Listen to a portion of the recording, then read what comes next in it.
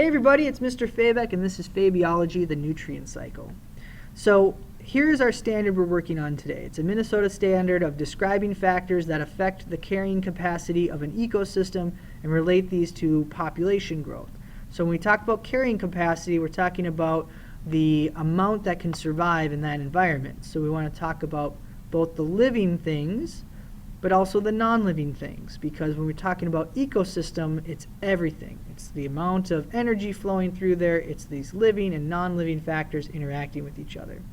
So by the end of the presentation, I want you to be able to explain the carbon, water, and nitrogen cycle, explain the importance of abiotic factors that interact with food webs, and explain how humans can alter these levels and interactions in an ecosystem. So let's start with the terms. Biotic. Biotic refers to things that are living, because bio means life. So living factors that interact with other organisms. So when you think about this, I want you to think about those food webs first, and think about food and these living factors of how much food there is, predator-prey interactions. You can also think about the commensalism interactions, parasitism. Those are all living factors within an ecosystem or within a population. We also have frogs interacting with plants and algae, right? The frog is using these as part of its camouflage. They're living together. The plants are living. The algae is helping it make a home and an environment so that it can survive.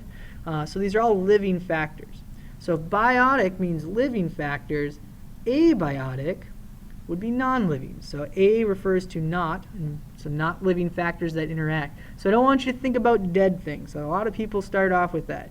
It's not just dead things. I want you to think about what are some things that are not alive that we need to survive with. So one of the things that is easy to think about is just temperature.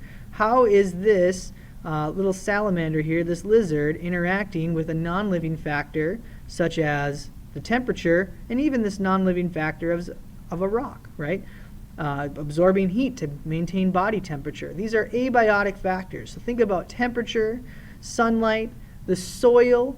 If we're talking about plants, what kind of nutrients have been recycled back in there? Do we have enough phosphorus, nitrogen, things the plants need to survive? So water, cloud cover, earth, parts themselves, anything that's not living is considered an abiotic factor. So let's start with our nutrient cycles in just a second here. Just to give us a quick quiz, I want you to go through and I want you to think about what are abiotic and biotic factors here. Well, we have our Minnesota state flower of the pink and white lady slipper interacting with maybe the sun, absorbing some stuff. So we have an abiotic factor of the sun, right, just like down here.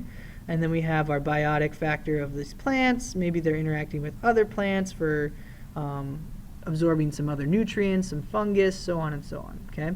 We can look at our lichens growing on a rock. Lichens are interacting with an abiotic factor of a rock.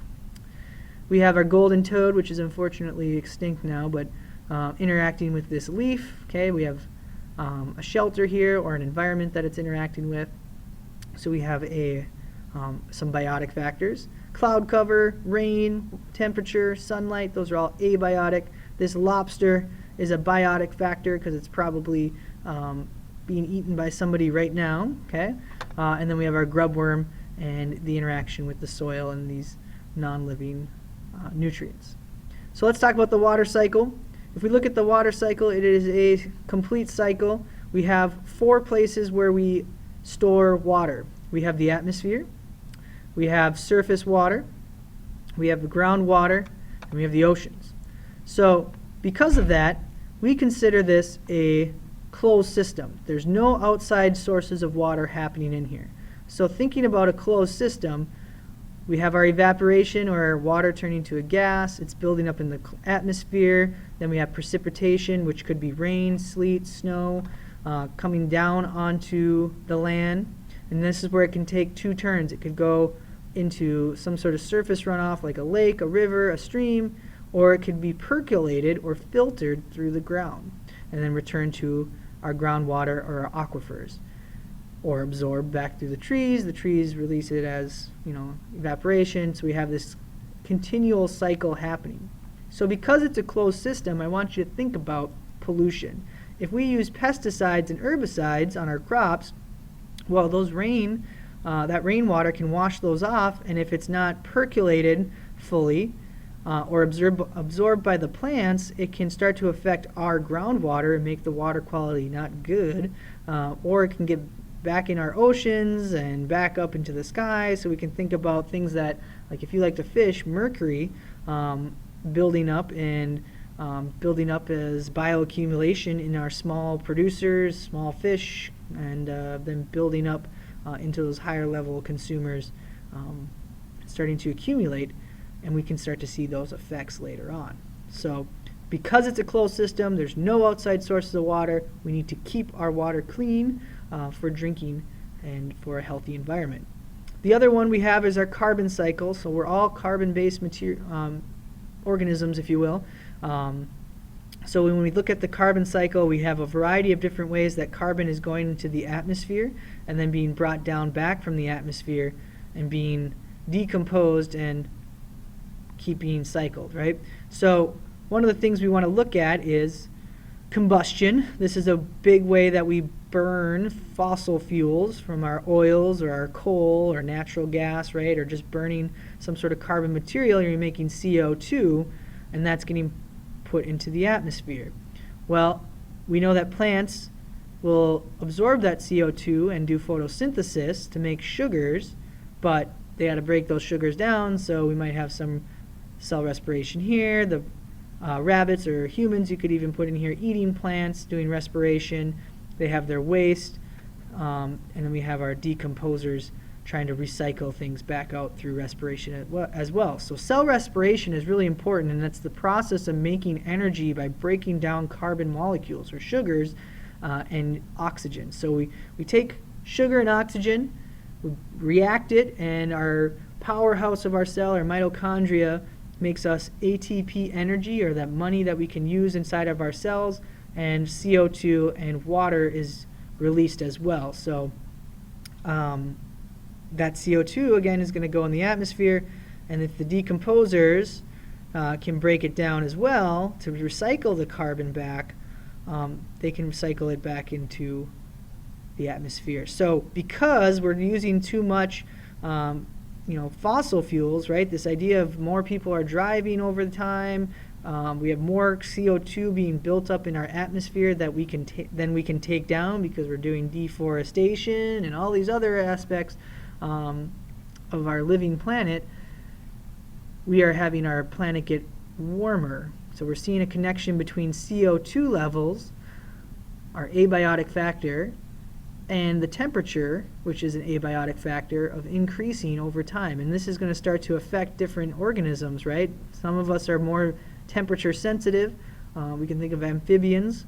And that golden toad I mentioned was a relationship between a warmer environment and a deadly fungus that started to survive more and really liked those dry, warmer temperatures, and it started to, I guess, decrease the population to the point where there is no population anymore. So humans in this CO2 combustion, this can be a really big problem, and it's starting to hopefully get cleaned up with their Clean Air Acts and all these other initiatives to start thinking about alternative fuel sources. Next one is the nitrogen cycle for nutrients. So plants need nitrogen.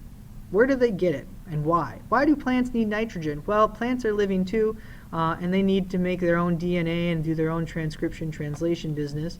But they can't just absorb it from the atmosphere.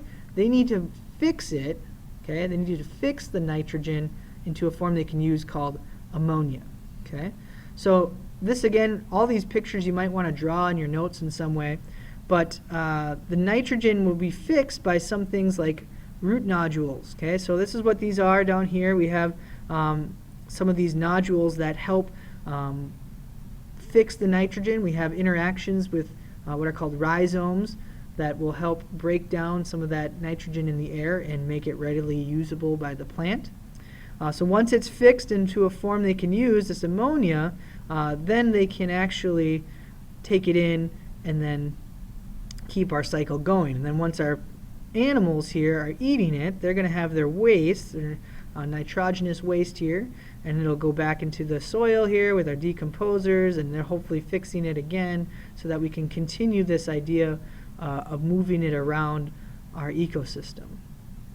So, how are humans affecting the cycle? Well, with water, we already talked about poor water quality due to pollution.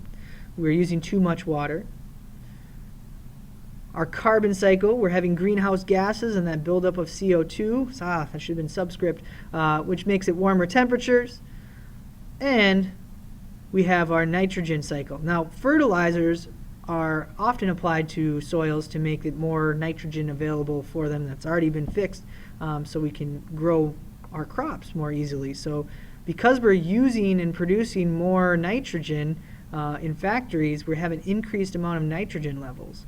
Well, thinking about the water quality and the surface water runoff, that fertilizer can run off and increase what are called toxic algal blooms, which we have found to survive in high nitrogen cycles, and this has caused fish and shellfish to die off. And we know that once you affect one food source in the food web, they're all connected. So ultimately, we need to decide, how are we going to be able to fix all these problems? What is the best method to maybe reduce our greenhouse gases?